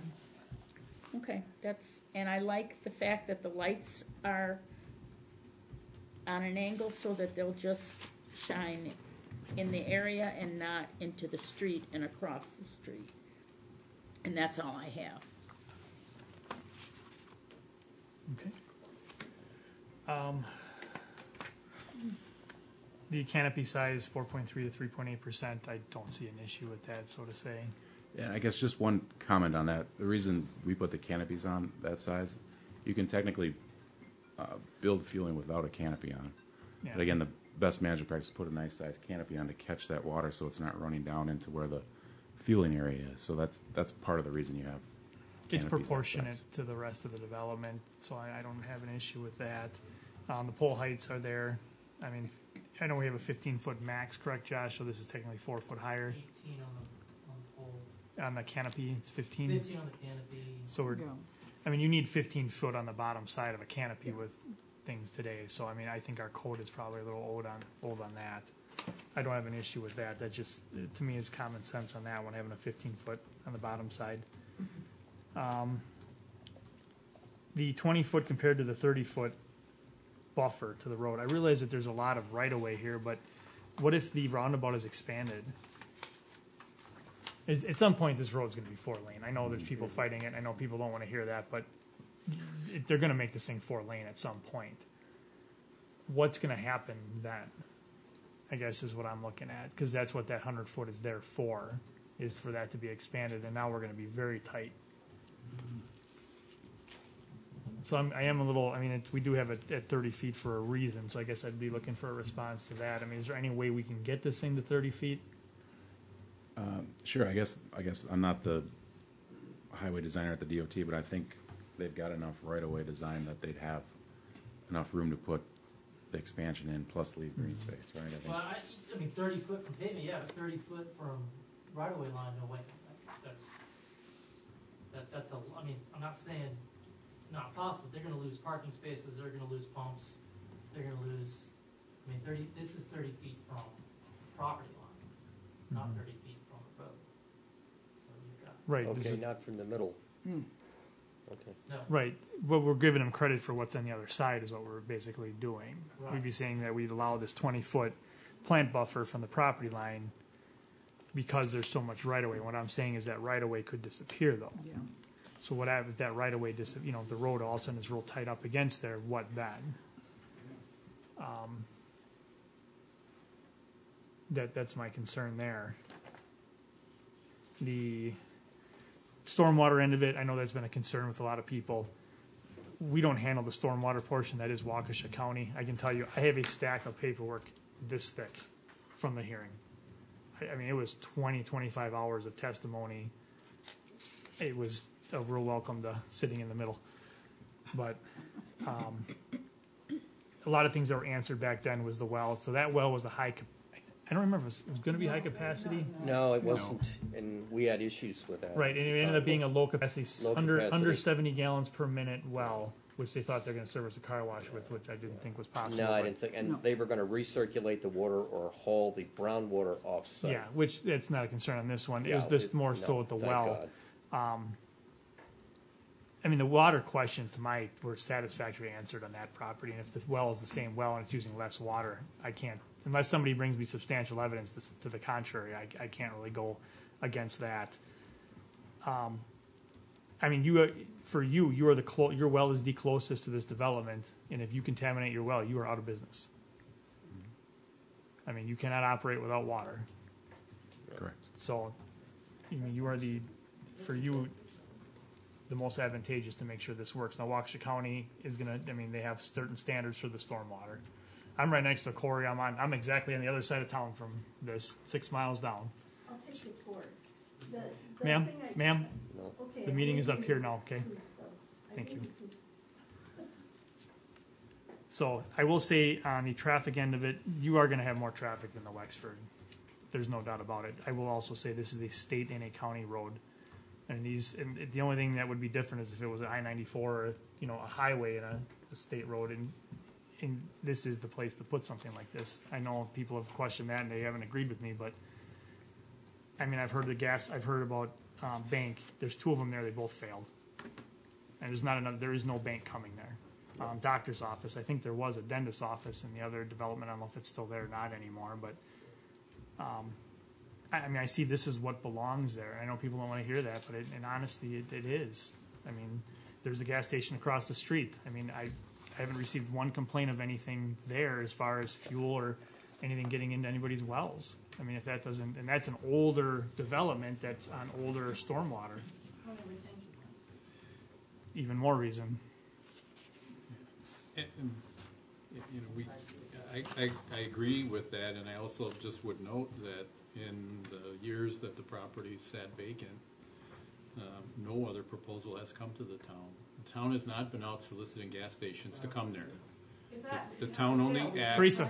The town can only act on the proposals that are brought to it. We have not gone out and tried to find a gas station for this property, but it is a state highway and a county highway. It seemed to be the perfect place for a gas station. I mean, it's the place where people need fuel. So, I mean, I will echo on the traffic study end of it. I mean, that is something I would like to see, no doubt about that. The hours, I've been the one pushing the 5 to 11, 4 to 5 employee there, 5 to 11 operating, 11 to midnight. We don't have anything in front of us from the police saying that there is an issue or isn't an issue, but if you're willing to agree to that, that takes care of that end of it. I didn't have any evidence myself to say you couldn't. I didn't. I mean, if you had asked for 24/7 and held to it, I don't know that I could have done anything about it because I don't have any substantial evidence to say to the contrary, other than what I know personally. And that is one thing that we do have to with the new conditional use laws, which have come around now, that it has changed since the last time this proposal came through, is you have to have substantial evidence to deny something on a CU. I don't know if you want to explain a little bit of that, Mike, what your familiarity with that is, but.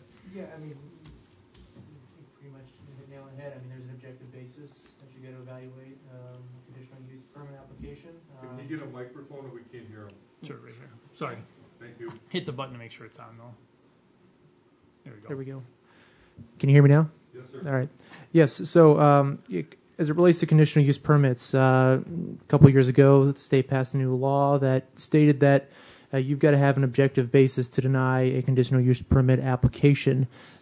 If there is not there's an objective standard that you have to hit. That being, you have to have substantial evidence for choosing to deny that application. If you do not, then you must approve it, and that is, in essence, what the state passed. There are, a few items that you can base your denial on, and one being related to the health, safety, and welfare. But there's got to be substantial evidence to meet that requirement, and if there's not, then it needs to be approved. So, and that's really a synopsis of what the conditional use permit standard is now in the state statutes. So, and it's in that they spell out a lot of it is what testimony you should and shouldn't use, what weight you should put on certain testimony and other testimony. And I'm just saying this is what it is. Somebody coming up and saying, this is going to lower my property values. I have to weight that in a certain way if you just come up and say that. But if you come up and show me this gas station went here, and you can show evidence to support that when this gas station went in here, these homes within this vicinity in this style, their property values were lowered, and you have evidence to support that, we can use that. If you have for water that this gas station is in, they have the similar kind of stormwater management system, and this contamination happened, that's something that can be used. But to just come up and say it, that's where the problem comes in as far as how we can weigh and not weigh information. It's not our rules, but it's the rules we are required to follow by. So, and sometimes there's things you would look and you would think it is the most obvious thing, and you can or can't use it based on what you have for evidence, just so people understand. So, Joe, I know that we can't even get research because we don't know how many people they expect on and off the property. we'll talk about the traffic end of it. That is the one end that we don't have information on here tonight, and it's. I think I would like to see a traffic study also. Are the roads going to handle it?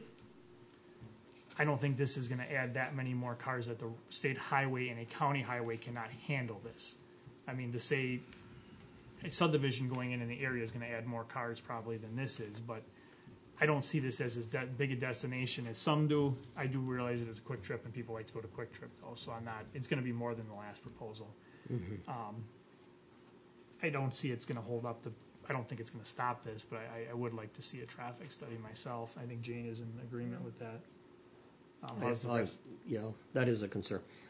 If I could quickly, Mr. Chairman, comment on the property value issue. A quick trip site that is now located off of Lake 5 Road and Silver Spring was previously a PDQ, which Quick Trip bought out. I believe it was about 2 to 3 years ago. But PDQ had been there for at least a decade, if not possibly going on 2 decades.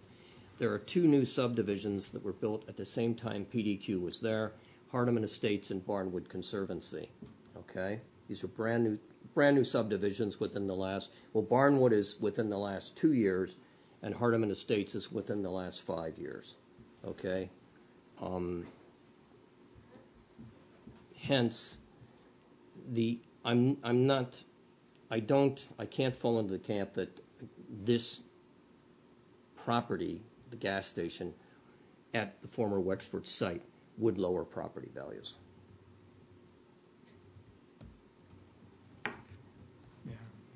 I do agree with that, Ed. I don't believe it will. No. But I think a road going 4 lanes is going to have more of an effect than a quick trip is. Certainly. Well, I wouldn't want to be on the DOT, Waukesha County, or anyone else, because obviously this is quite a problem, and as the chairman has pointed out, that's why there's such a gap between the present vacated bank building, which now has been empty for at least 10 years, and the highway itself. Because eventually the highway is going to be expanded. Of course, the main blocking point at the intersection is the cemetery, which is just north of where your site is. Okay. Other than that, the state would have some flexibility, but again, I wouldn't want to be the engineers. They're going to have to figure this out. But I do agree that it's going to go to 4 lanes. It's only a matter of time, because obviously 164 is a major commuting corridor out of Washington County into Waukesha County into the I-94 corridor. So, anyway. I haven't, for the matter, I have no further questions or comments. When is the traffic study planned? It's underway right now, and I think their plan was to have it done yet this month. Yet this month? Okay.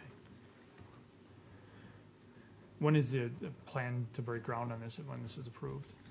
We don't have anything officially scheduled yet, so It's gonna be in 2021 probably. probably. So if we waited a month to see a traffic study, is you see this as an issue? We certainly could do that, yes. Okay, I think that's gonna be we went through a lot of stuff with this on the last time. I mean, and I think a lot of the questions were answered. I mean, it's a little different, but I mean, a lot of it is the same, but the traffic is one thing that has been a sticking point with a lot of things. Obviously, Waukesha County and the state, or Washington County actually, and the state will control what the intersections look like and everything. I mean, right in, right out, obviously, you have that on 164. On Q there, you know, obviously anything heading west on Q, that's more of a, Q is, as much as it's a county highway, it's more residential that way. I don't know how much you're familiar with that, but I mean, trucks even going around those access points is tough. That being said, they're doing it already anyway. I don't think having a quick trip here is going to cause more trucks to head west on Q. They may head west on the roundabout to come in here, but I don't think they're going to go west past the development any more than they would before. So I personally would like to see the traffic study. I don't see an issue with anything else except for I'm not a fan of the 30-foot to 20-foot buffer there. I know as far as the trees, is it actually the whole 20 feet that it's going to be the tree plantings then? You can kind of see it a little bit here where the parking sits. That you can kind of see what the landscape plantings look like in that area. Because Josh, you said we would need a 20-foot planted buffer then? Is that, so 30-foot? 30-foot total, 20 within that. Okay, so how much of this is considered planted then, I guess? Are we at that 20-foot? Not quite, no. Maybe one or two spots, but in general, it's below the 20-foot planting. How much? 5 feet. Oh, am I not? There we go. That thing shut off on me. There's not a measurement on there for the width of the thing because the width does vary. 15 feet in some areas. Is this where you're I think so. It It's by the varies. north side by Q there where it's going to be short? Both of them. Both of them are going to be short? I mean, is this something we could, I mean, the county's not going to want trees planted in there right away, but I mean, is this something we could build the buffer could be that full 20 feet, then, couldn't it? And then just, I mean, if there's open space with grass and it's open space with the right of way is one thing, but I mean, the buffer is there to curb the noise end of it. I mean, the cemetery isn't going to need a noise break, but the people are going to. Mr. Chairman, very quickly, Quick Trip built or has a station at the corner of, I don't know if it's 74. Anyway, it's in Pewaukee. And in the construction of that station, they put a brick wall around most of the exterior of the station. If anyone knows where I'm at, I'm sorry. I wish I could think of the intersection. Well, there's one over on Watertown Plank Road. Yeah, That's what you're talking possibly. about. Pewaukee, are you talking down on Capitol Drive? No, not Capitol Drive. It's 74, and there's a crossroad in there, and I can't think of the name of it. And I think there's a similar one. Watertown Plank. Anyway, it has a low slung brick wall. There's a possibility, because there's, as far as foundation plantings, there's very few around that facility. But it has the wall. Now, obviously, that's an increased cost, so we're planting trees. But with possibly, that might be something that could be considered on that side of this development, of this structure. Okay, it would, visually, well, you can still see the station, you can still see the canopies, you know it's a gas station, you know it's Quick Trip. But again, they put a brick wall, and I'd say the wall is approximately 4 feet at max. Ed, do you know if that was there for noise break or was it there for just aesthetics? I think it's for both, Okay. but mainly aesthetics. I can't see it, doing much of a noise breaker, just like... See, that's the noise is what I'm more looking at. I mean, in the plantings, and it's just a separation. I'm not even really worried about it on the north side. I'm just worried about it more on the... Well, my thought was East side the wall, if obviously you can't block out the entire station, but the wall would act somewhat as a noise deflector, but maybe I'm barking There's up the no wrong tree. vacuums here, there's no, you have an No. air center, I'm sure, but those things are really quiet now. Correct. Yeah. I mean, the intersection during the day is gonna definitely cause more noise than you're gonna Noise, hear, but certainly. at night, that could be a different story, and that's where with the plannings. Yeah, our preference would be if we could, I mean, we could even look at maybe enhancing that landscaping in there a little bit too. The kind of the softer to that point is maybe more beneficial than the hardscape, adding more hardscape to it. And I know there's some grading in here too. Obviously, the ditch line comes through. Yeah, there's a very steep ditch line in there running obviously along the roadbed from north to south. Because smartly enough, for future planning, the bank, the planners put the bank quite a distance off the roadbed, especially off of 164. But anyway, that's just a thought. I'm sorry I can't think of the cross street. Anyway. Mark, anyone? No, I think I'm in favor of waiting to see what the traffic study looks like. The traffic study is obviously. Can you look at, it looks like consensus on the traffic study right now, can you look at that east side and just see what else you can do with the plannings in the meeting for the next? in here, just so I'm on the same page with you. Right, In here. right. Yeah. Yeah. I mean, the north side, I don't see a huge issue there, but I mean, on the east side, I wanna blanket that as much as possible from the residents. So, like I said, during the day, I mean, the traffic is going to be noisier than you're gonna be, but at night, that could be it's a flip, you know, it's not very busy over there at night. So, and that's where you might become the destination too, is at night more. During the day, I don't think as much, but at night, I think that can be. Sure, So- we can look at that. Okay. Any other comments or questions? So, I can't right now. We can talk to you after the meeting if you wanna hang around. No, we've only got court inspections left after this, I think. So, any other questions from the? So, No, Mr. Josh, Chairman. is pretty much everything else been answered? Yes. Alright. Do you have any other questions? I guess, so what are you technically doing that tonight, I guess? Is that This maybe would the be a question? postponement until the next Okay. meeting. I will say, from my perspective, unless this traffic study comes, for my vote, I'm one vote up here.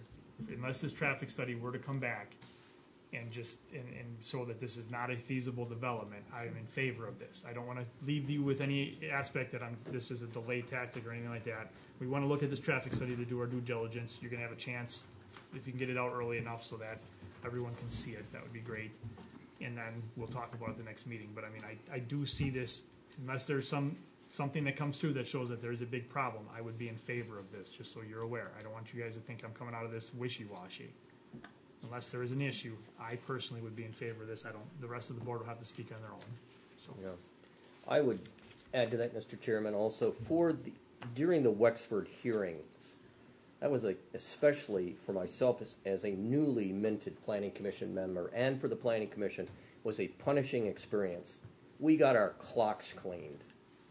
That's not going to happen again. Okay? Ironically, some of our citizens have signs up for said attorney who represented Mr. Wexford. Think about that. Okay, I'm done. Really? He's a great Supreme Court justice. What does that Okay, have to do with this? let's, No, I shouldn't you have guys made can that talk comment. about that after, but. All right, any other comments from the board? I'll make the motion to postpone until the next meeting. I'll second it. No discussion, all in favor? Aye. Aye. Opposed, motion carries 5-0. Thank you all for your time. Thank you. Appreciate it. Thank you. Joe, can you make that 2 meetings up so we get a chance to review the study and get our own analysis? If he's gonna Let's not- see when the study comes through, Teresa. Thank you, at least considering that. It sounds like it's almost done though. I thought I heard it say at the end of the month. We'll talk after the meeting. Okay. Way there already. Item C, discussion necessary action on the annual mobile park license renewal for American Mobile Homes Communities and recommendation of the town board of the same.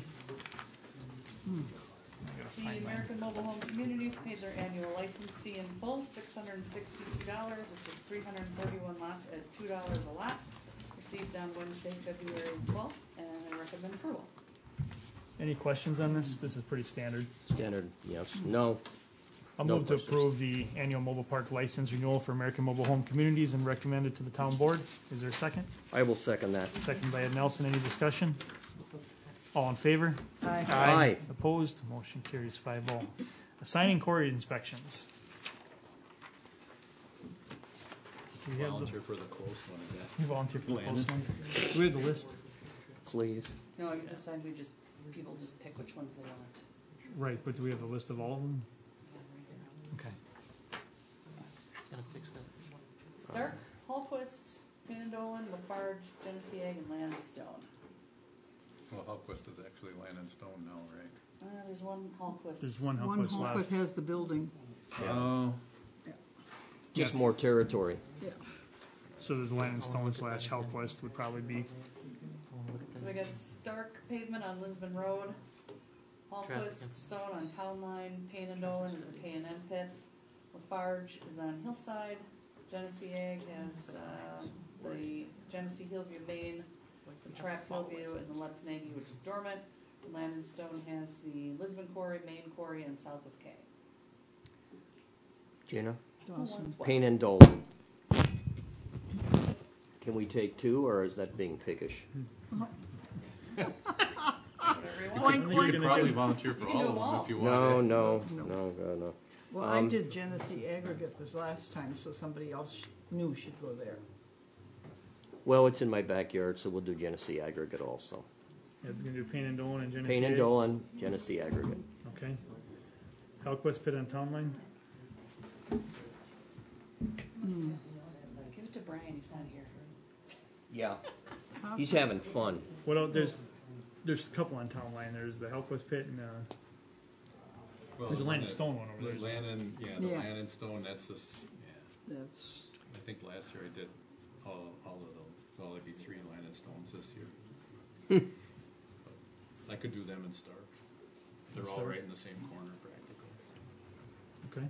So Mark's got Stark and Land and Stone? And the Hellquist one, or not the Hellquist one? It's up to you.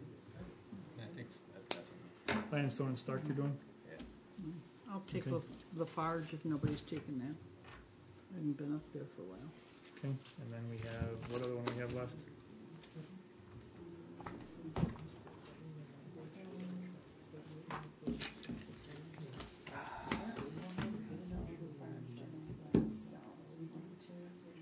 Whatever's left is assigned to Brian. Yeah, Yeah, really, he wants it. Brian and Chad can arm wrestle for it. Right. Okay. Oh, yeah? Well, Chad can have land and I'll just take Stark. That'd be fun. I don't know, somehow I think Brad would win that. Do you want this picture? You want to assign Land and Stone to Chad? Yeah. Sure. Chad gets Land and Stone. All right, wait till he finds out. He'll be happy. Okay. All right. Everybody good with that? Yeah. Fine. Yeah. Okay. All right. Item 7, Town Planner Report. You can see some of what we worked on this month, including these 2 reviews. We worked on some mapping and some other things. Next month, we also worked on Hillside Ridge, which is not quite ready yet. You'll be seeing that. I don't know if you'll be seeing that in April or May, but that is coming your way. Stark, whom we saw tonight, is going to come back with a request to amend their site plan to do some operations in the back a little bit, and I'll get some more into that. And then we'll have one individual who just wants to make his limited family business legal. So those are 3 of the things you'll be seeing amongst some other things that we're working on. So Which one's a limited family business? Gergich. Okay. Does driveway maintenance, Yeah. sealing, Okay. seal coating stuff. Okay. Hmm. Any questions for Josh? No. Thank you, Josh. Item 8, any items that members would like put on future agendas? All right, item 9 is adjournment. So move. Moved by Mark, Second. seconded by Ed. All in favor? Aye. Aye. Opposed? We're out at 8:26. Beat you. You can have it.